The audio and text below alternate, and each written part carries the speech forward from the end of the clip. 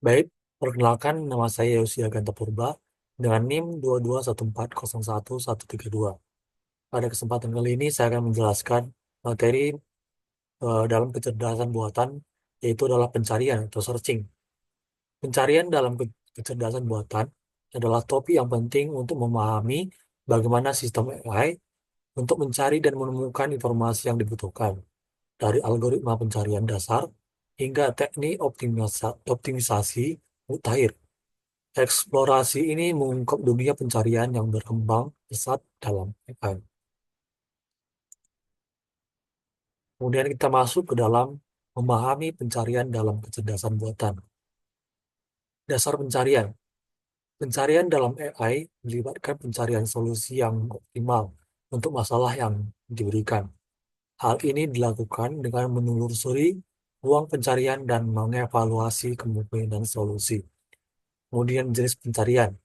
Ada berbagai jenis pencarian dalam AI, termasuk pencarian tidak terinformasi, pencarian terinformasi, dan pencarian heuristik. Setiap jenis pencarian menggunakan pendekatan dan strategi yang berbeda. Kemudian kita masuk ke algoritmanya. Algoritma pertama adalah algoritma pencarian tidak terinformasi atau uninformed search.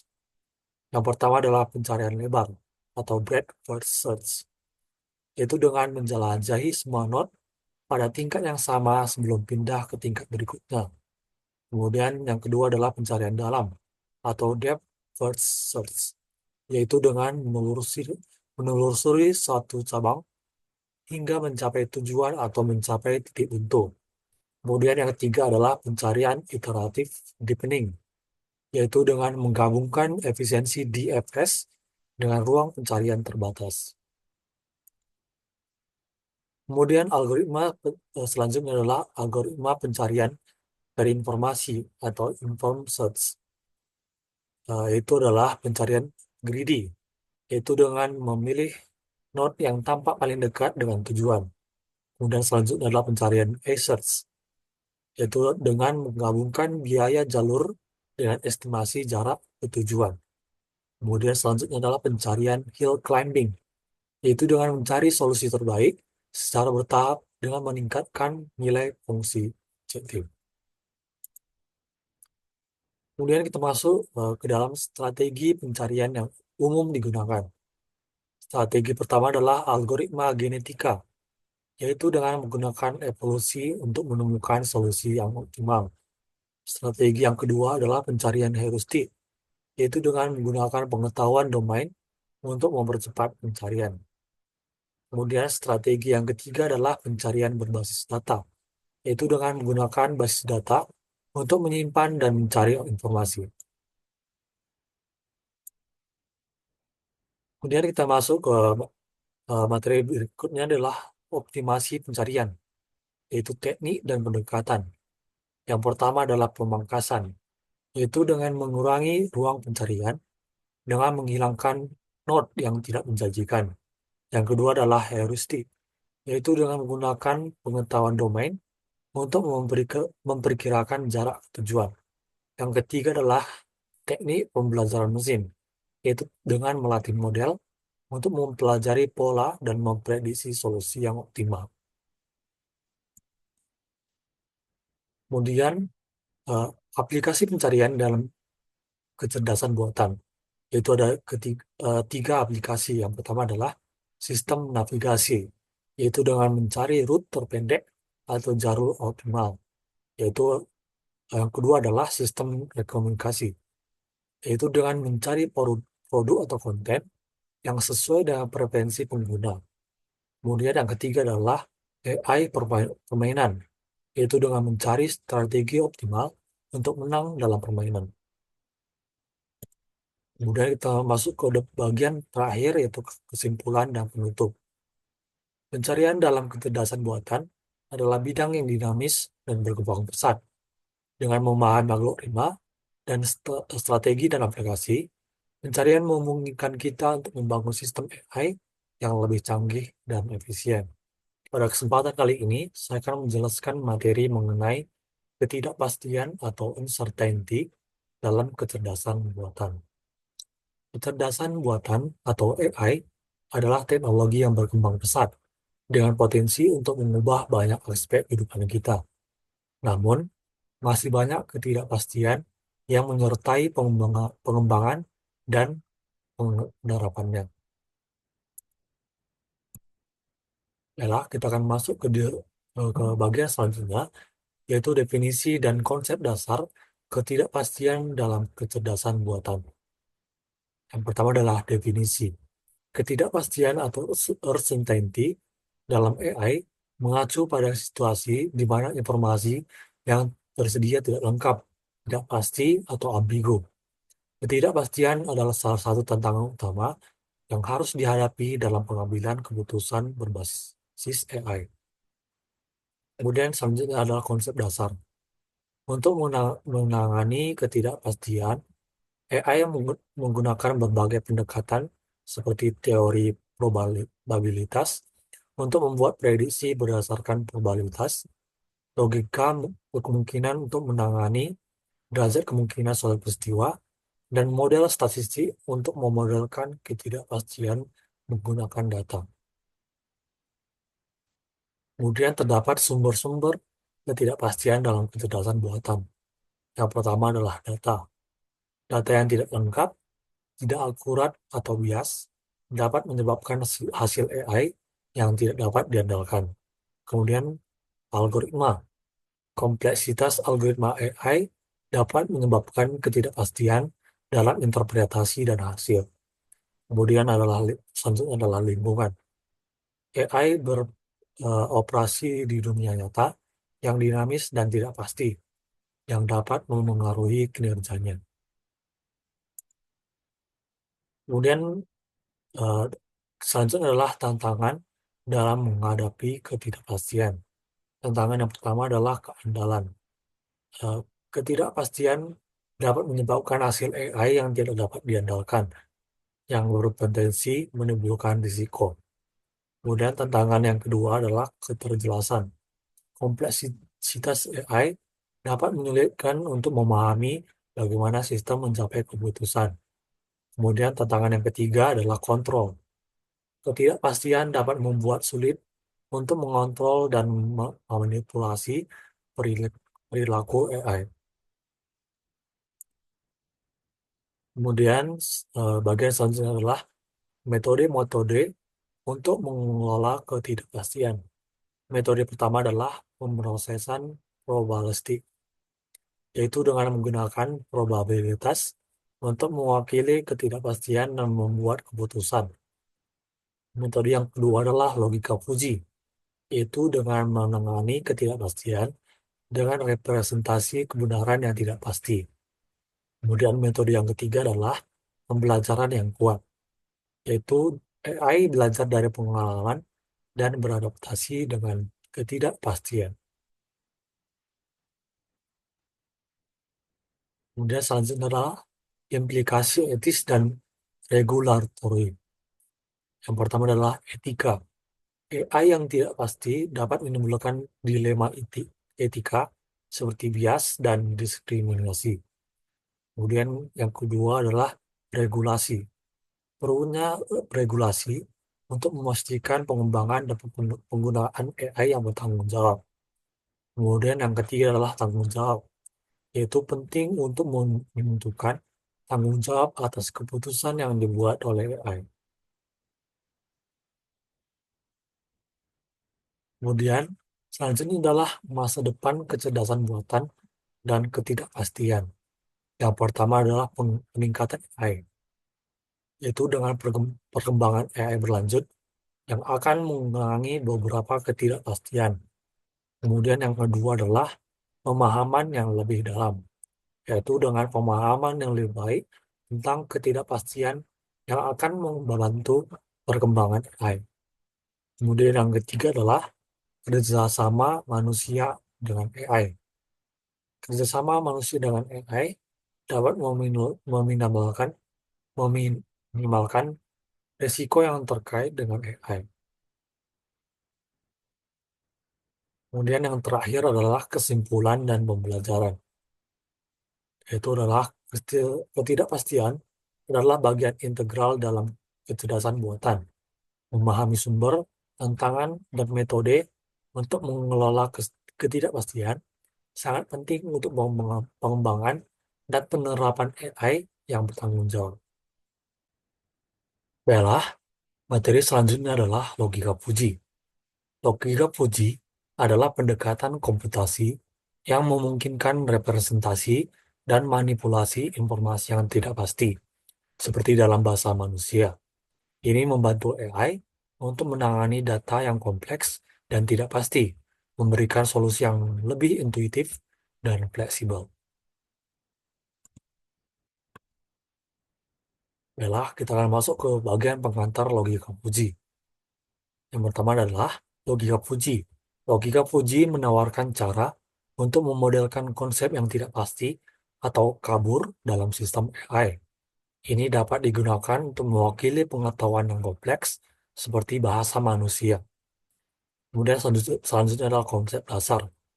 Konsep utama dalam logika puji adalah set puji yang memungkinkan anggota memiliki tingkat keanggotaan parsial. Ini berbeda dengan logika Boolean, di mana anggota harus berada dalam satu set atau tidak sama sekali. Kemudian selanjutnya adalah prinsip dan konsep dasar logika puji. Yang pertama adalah Fujification, yaitu dengan proses mengubah input yang tajam menjadi nilai puji, memetakan input ke set puji sesuai dengan derajat keanggotaan. Yang kedua adalah basis aturan puji, kumpulan aturan if-then yang mengekspresikan pengetahuan manusia tentang sistem yang sedang dimodelkan.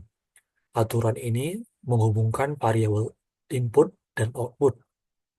Yang ketiga adalah inferensi puji, yaitu proses mencocokkan nilai input dengan aturan Fuji dan menghasilkan output Fuji berdasarkan aturan yang cocok. Yang keempat adalah defujification, yaitu proses mengubah output Fuji kembali menjadi nilai yang tajam, memungkinkan sistem Fuji untuk berinteraksi dengan dunia nyata. Kemudian selanjutnya adalah perbandingan logika Fuji dengan logika Boolean. Pada logika Boolean, hanya memiliki nilai benar atau salah. Eh, Logika ini ideal untuk sistem digital dan pengambilan keputusan sederhana. Kemudian logika Fuji memungkinkan derajat keanggotaan parsial. Logika ini lebih cocok untuk masalah dengan ketidakpastian dan informasi yang tidak lengkap. Kemudian terdapat aplikasi logika Fuji dalam kecerdasan buatan. Di sini terdapat 4 aplikasi. Yang pertama adalah aplikasi robotika, yaitu dengan kontrol gerakan yang halus, navigasi, dan pengambilan keputusan dalam robot. Kemudian aplikasi kedua adalah kendaraan otonom, yaitu dengan pengambilan keputusan berbasis uji untuk navigasi, kontrol kecepatan, dan menghindari tabrakan. Kemudian aplikasi yang ketiga adalah diagnosis medis, itu dengan mendiagnosis penyakit dengan menganalisis data pasien dan menggunakan informasi Fuji tentang gejala. Kemudian aplikasi yang keempat adalah pengenalan ucapan, yaitu dengan sistem pengenalan ucapan yang lebih akurat dan tahan terhadap variasi dalam ucapan manusia.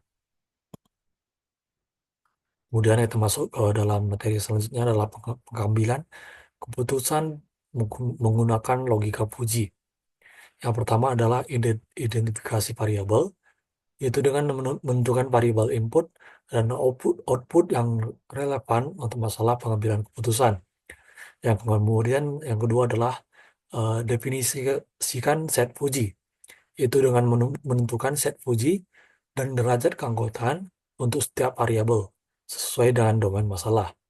Yang ketiga adalah tentukan aturan Fuji, yaitu dengan menentukan aturan Fuji yang merepresentasikan pengetahuan dan pengalaman tentang masalah.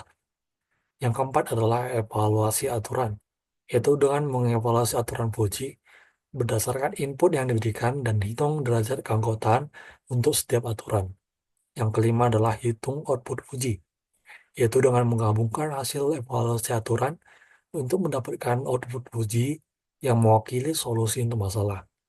Kemudian yang terakhir, yang keenam adalah defujifikasi, yaitu konversi output Fuji kembali menjadi nilai yang tajam dengan memberikan keputusan akhir.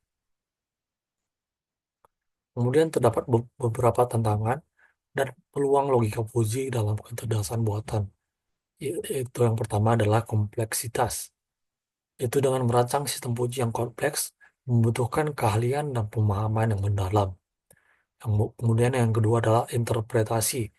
Interpretasi hasil Fuji dapat menjadi sulit, terutama dalam sistem Fuji yang kompleks. Kemudian yang ketiga adalah keterbatasan data.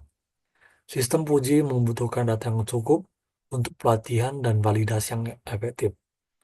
Yang keempat adalah inovasi sistem, yaitu dengan pengembangan sistem Fuji yang lebih canggih dan efisien yang akan membuka peluang baru. Kemudian yang kelima adalah peningkatan pemahaman. Dengan meningkatkan pemahaman tentang mekanisme Fuji dan kemampuannya untuk menyelesaikan masalah. Kemudian yang terakhir adalah prospek pengembangan logika Fuji di masa depan. Yang pertama adalah perkembangan AI. Logika Fuji diharapkan dapat memainkan peran yang lebih penting dalam berbagai bidang AI. Yang kedua adalah integrasi. Integrasi yang lebih baik dengan teknologi lain seperti deep learning. Kemudian yang terakhir adalah aplikasi baru. Dengan pengembangan aplikasi baru di bidang kesehatan, keuangan, dan robotika.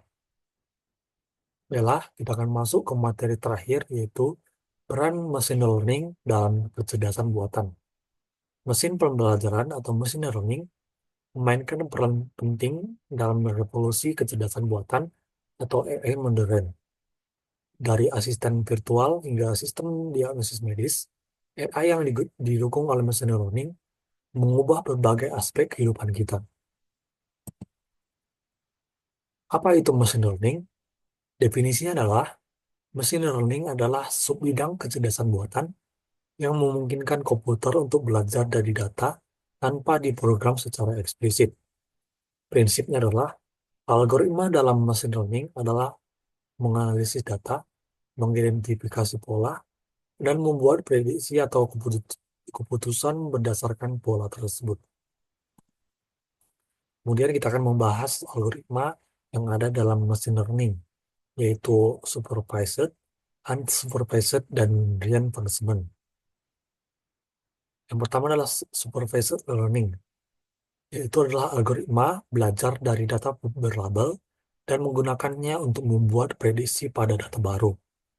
Yang kedua adalah unsupervised learning. Algoritma menemukan pola tersembunyi dalam data tanpa label dan mengelompokkan data tersebut menjadi kategori yang berbeda. Kemudian algoritma yang ketiga adalah reinforcement learning.